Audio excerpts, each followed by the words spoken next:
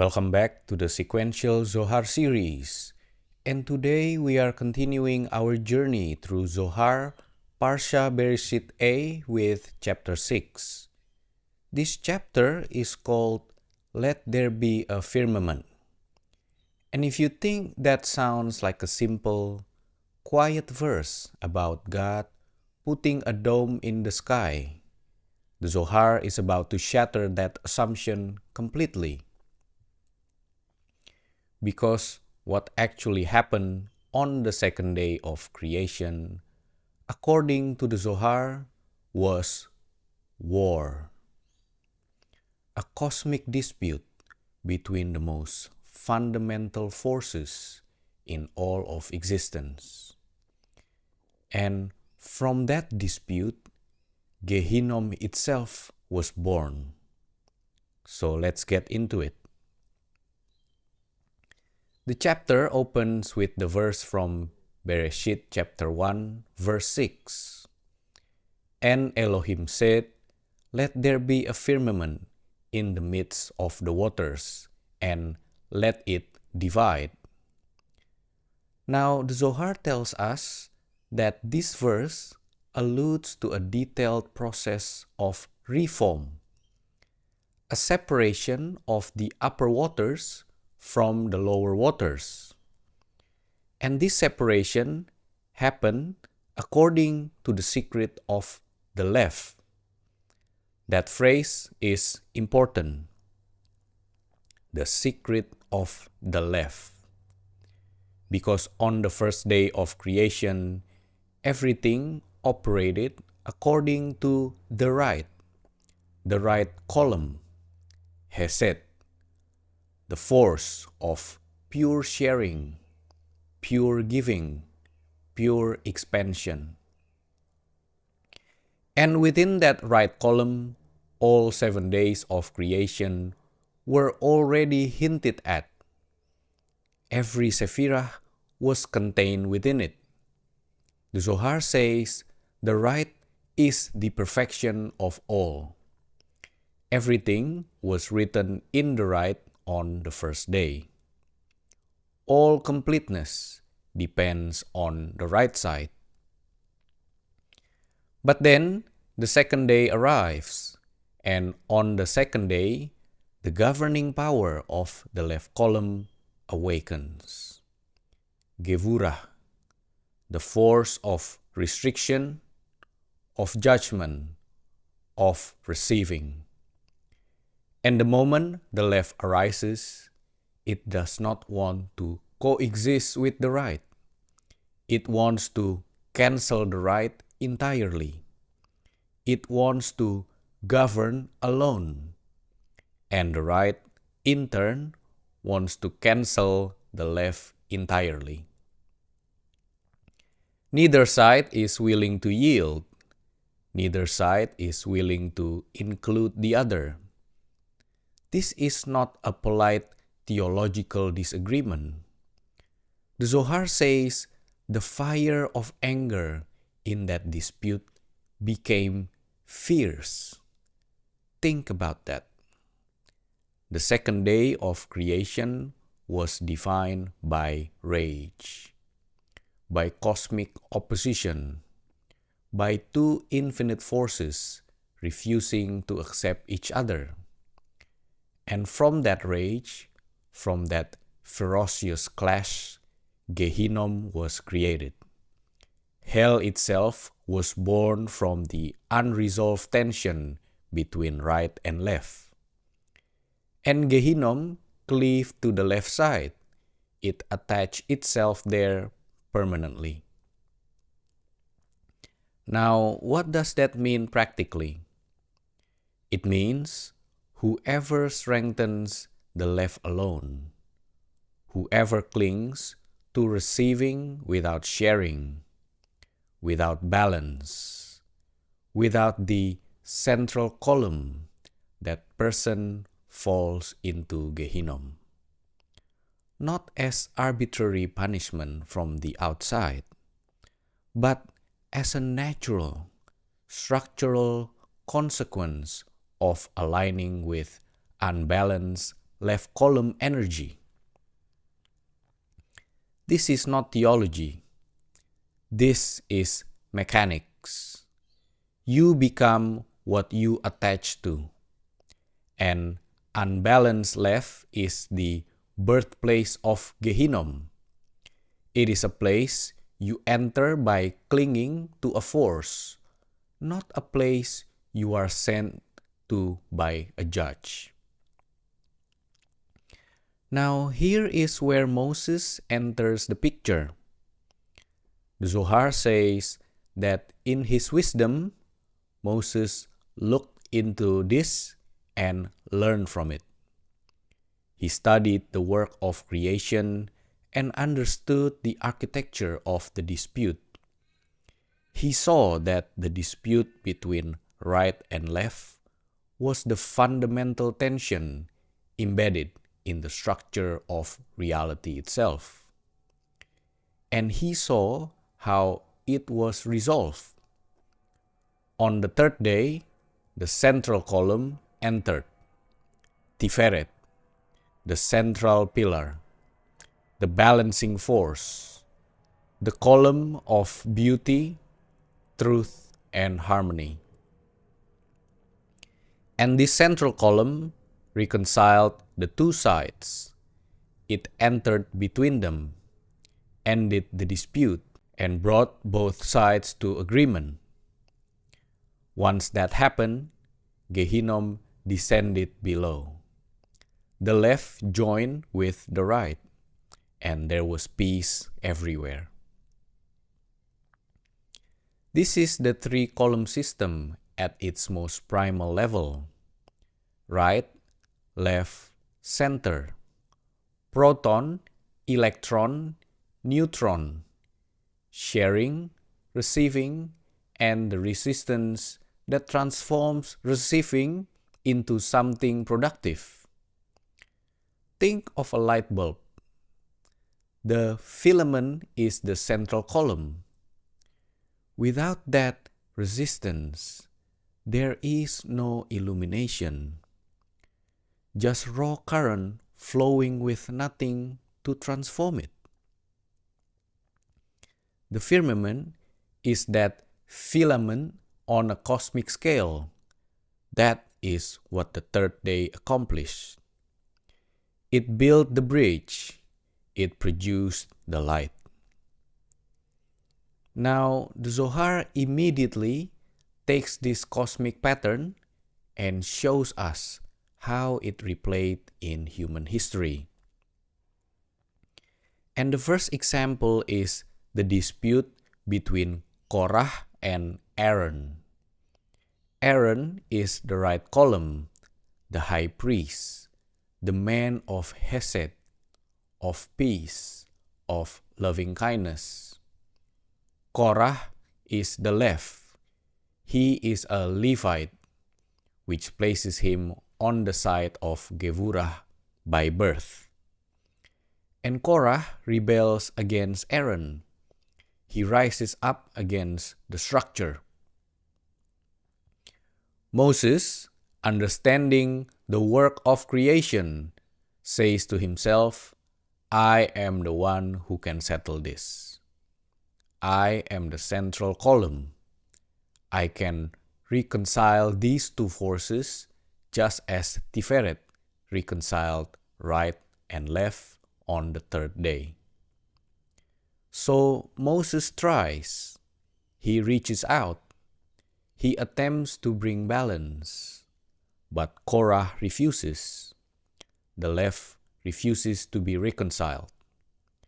And this is the critical point. The Zohar says that Korah denied the work of creation. Not that he did not believe the world was made. He rejected the principle of the central column. He rejected the idea that the left needs to be included with the right. He wanted the left to govern alone, pure receiving, pure judgment, no balance, no sharing, no harmony, no inclusion. And because Korah had no respect for the celestial glory, the Shekinah, and because his dispute was not for the sake of heaven, Moses knew what would happen. He said, Gehenom should cling to him, just as it did in the work of creation. When Korah's anger burned fierce and he refused to submit to the balancing force, the earth opened and swallowed him alive. He descended into Sheol. They and all that appertained to them went down alive into Sheol. That is not a random supernatural event. That is the left column, unbalanced, collapsing into the very Gehenom that was born from it on the second day. And Moses was greatly angered. The word much is used because Korah denied the work of creation itself. He denied what was above in Zeir Anpin and what was below in the souls. His rebellion damaged both worlds. Now, the Zohar gives us the opposite example. Not all disputes are destructive. There is a dispute that is carried with love. And the example is Shammai and Hillel. Shammai represents the left, Hillel represents the right. They argue about every detail of Torah law. Their schools disagree on hundreds of points of halakha. But their dispute is for the sake of heaven. It is leshem shamayim. It is not driven by ego or the desire to cancel the other side. It is driven by genuine love of truth and a desire to serve the divine. And because of that, God intervened between them and approved of both. The heavens, Zeir Anpin, the central column, reconciled their dispute, and because of this, both of their illuminations continue to exist forever. The Zohar tells us this mirrors the work of creation perfectly. The dispute of Shammai and Hillel corresponds to the verse, and Elohim made the firmament. That is the second verse about the firmament, the resolution, the completion, where the oral Torah, the feminine principle, entered with love into the written Torah, Zeir Anpin. And they were in perfect union, while the first verse, let there be a firmament and let it divide, corresponds to the dispute of anger, of Korah, of the beginning, of the fierce fire that had not yet been calm. And here is a beautiful teaching the Zohar gives us. The path of the righteous is hard in the beginning, but ends in peace. There were two kinds of disputes. Korah is the beginning of the dispute, full of anger and fierceness, each side wanting to diminish the other. And from that, Gehenom emerged, and Korah cleaved to it. But Shammai is the end of the dispute. When the anger has cooled, when the fierce fire has subsided, then a dispute of love is set in motion so as to receive approval from the heavens. The central column settles it, and both sides are established. Now, the chapter reveals something extraordinary about the anatomy of the divine name Elohim. The Zohar breaks the name apart letter by letter. The first two letters, Aleph, Lamed, spell El. This is the right column, Hesed.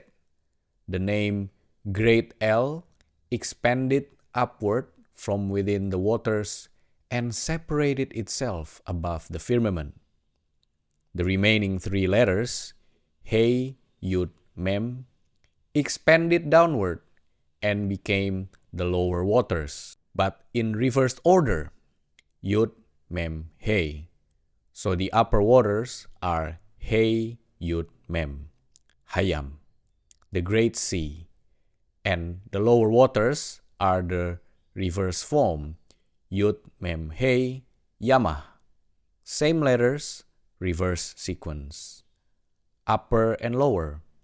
And once the firmament did its work, once the central column brought reconciliation, everything reunited back into the single name of Elohim.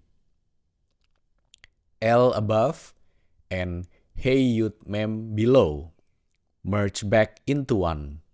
This is the anatomy of the name. The upper waters correspond to Binah, called Elohim. The lower waters corresponds to Malchut, called Adonai.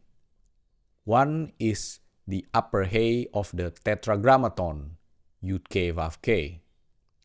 The other is the lower He, and the Vav in between is Zeir Anpin, Tiferet, the central column, connecting above and below.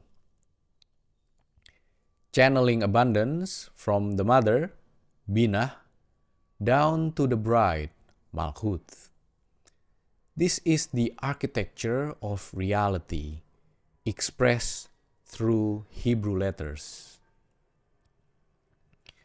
The Zohar gives us a physical sign for this. The splitting of the Jordan River, when Israel crossed the Jordan, the upper waters rose in a heap and stood still. That is the upper He. The lower waters flowed down into the Dead Sea. That is the lower He. And Israel walked through the middle. They were the Vav. The central column in physical form, receiving from above and bestowing below. This is not just a miracle story.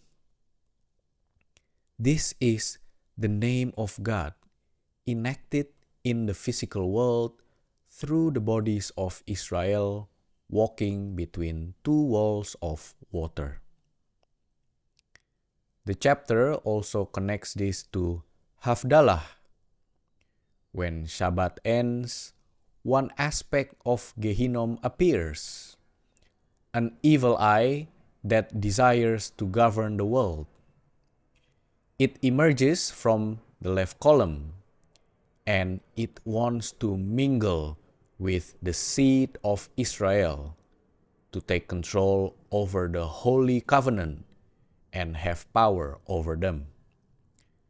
But when Israel performs Havdalah, using the myrtle and the wine, and reciting the blessing of separation, that force departs.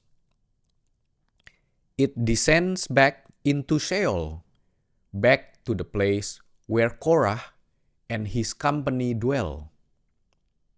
Korah did not descend until Israel separated from him.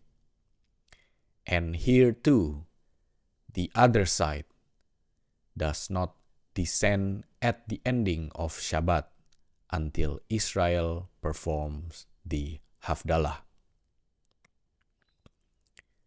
The Zohar also asks an interesting question about the tribe of Levi. If separation always belongs to the second, Why is Levi the third son of Jacob and not the second?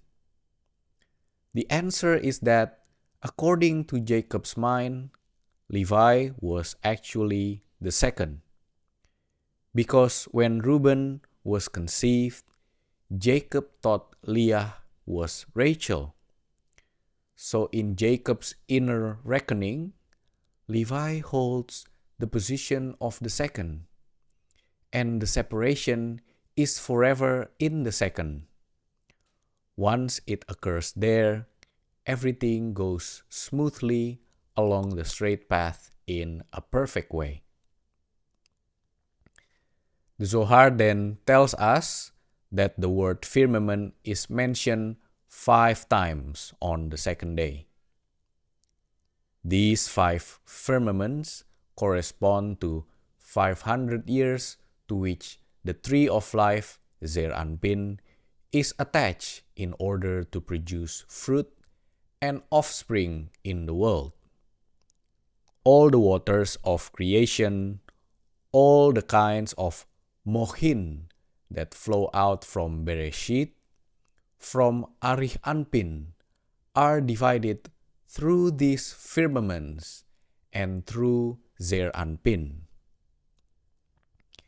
And King David, the secret of the female principle, Malkuth, receives everything from Zeir Anpin and distributes it downward to the worlds of Briyah, Yetzirah, and Asiyah. She rises while it is yet night and gives food to her household. The chapter closes with a revelation that holds everything together. Even the beginning of the dispute, the fierce part, created those angels who denounce before the Holy One. Those who disagree with the reconciliation of the central column and deviate to the left, fire burns them up and they are consumed.